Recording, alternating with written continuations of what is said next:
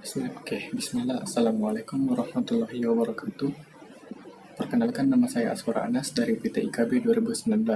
Pada video kali ini, saya akan menjelaskan materi mengenai manajemen memori pada sistem operasi komputer. Yang pertama ada konsep dasar memori.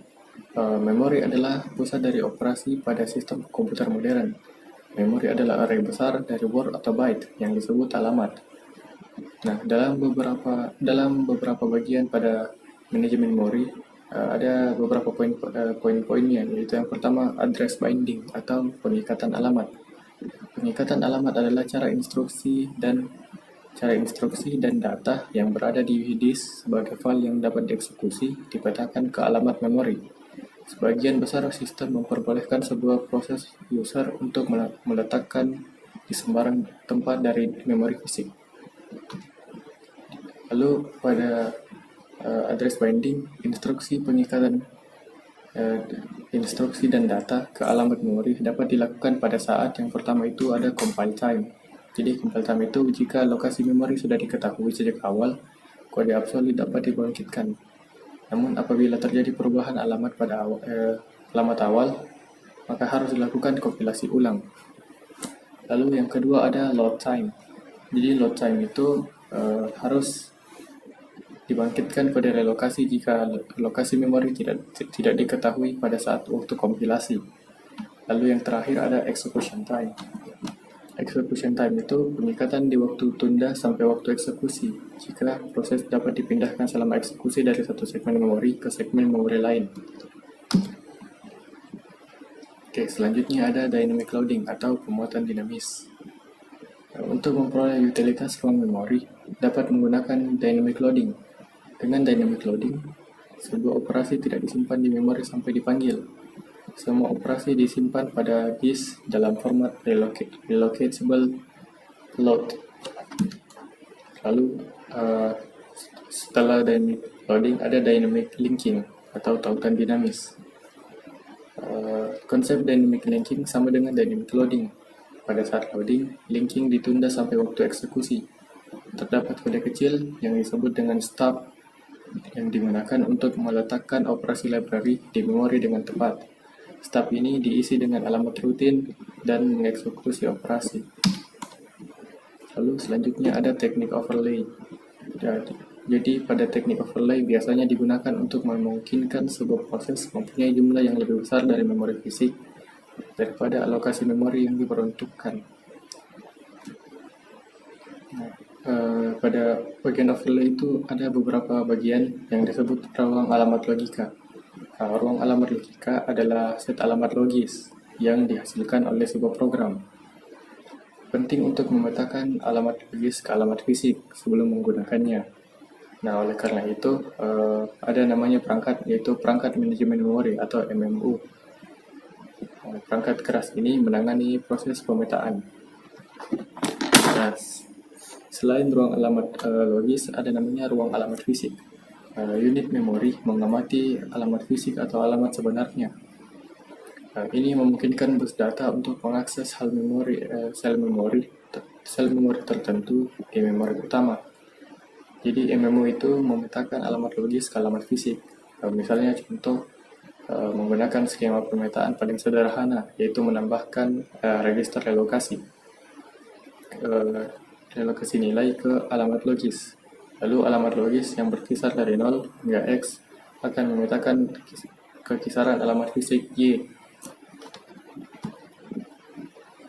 Selanjutnya ada swapping.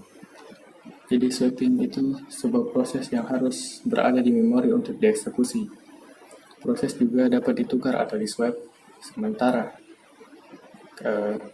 keluar dari memori ke backing store dan kemudian dibawa kembali ke memori untuk melanjutkan eksekusi. Backing store itu berupa disk besar dengan kecepatan tinggi yang cukup untuk meletakkan kopi dari semua memori image untuk semua user. Sistem juga harus menyediakan akses langsung ke memori image tersebut. Lalu setelah itu ada namanya alokasi berurutan. Memori utama biasanya dibagi ke dalam dua partisi, yaitu sistem operasi dan proses user. Sistem operasi biasanya diletakkan pada alamat memori rendah dengan factor interupsi. Lalu pada proses user yang diletakkan pada memori tinggi. Lalu pada alokasi proses user, pada memori berupa ada dua, yaitu single partition allocation atau multiple partition allocation.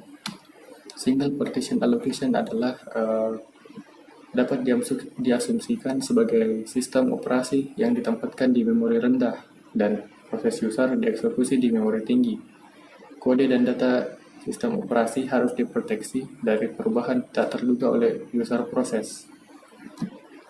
Nah, pada multiple partition allocation, diizinkan memori user untuk dialokasikan pada proses yang berbeda yang berada di antrean input atau input queue yang menunggu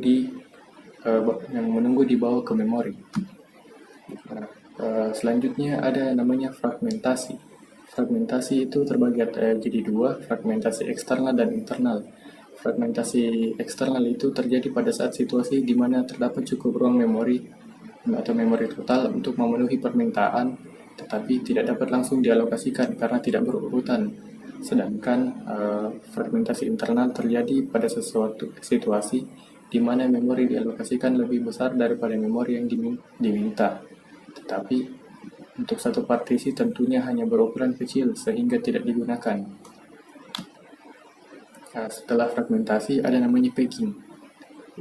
Pegging merupakan kemungkinan solusi untuk permasalahan fragmentasi eksternal, di mana ruang alamat logika tidak berurutan atau mengizinkan sebuah proses dialokasikan pada memori fisik yang terakhir tersedia.